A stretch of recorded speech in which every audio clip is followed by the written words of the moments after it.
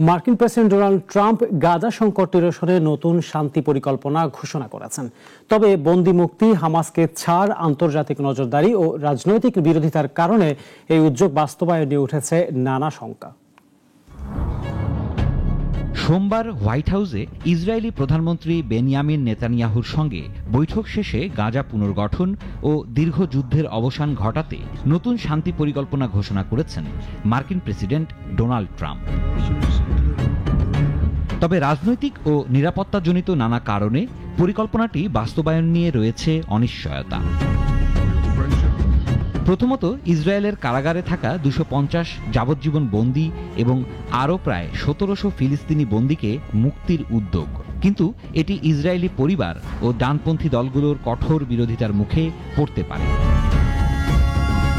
দ্বিতীয়ত, হামাসের যোদ্ধাদের সাধারণ ক্ষমা ও অবাধ চলাচলের সুযোগ দেওয়া হলে নিরাপত্তাহীনতার শঙ্কা আরও বাড়বে।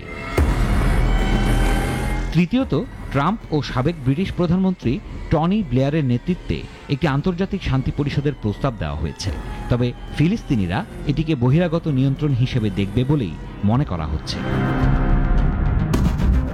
এছাড়া হামাসের অস্ত্র জমা ও গাজার নিরস্ত্রীকরণের পরিকল্পনা অতীতে বহুবার ব্যর্থ হওয়ায় এবারও তা বাস্তবায়ন কঠিন হবে।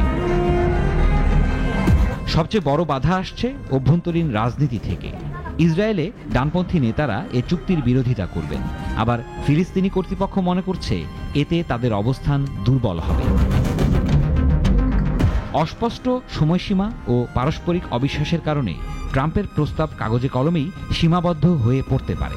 বিশ্লেষকরা বলছেন, অতীতের মতো এ উদ্যোগও ভেস্তে যাওয়ার আশঙ্কাই বেশি। সিরাজুম মনির শুভ, নাগরিক।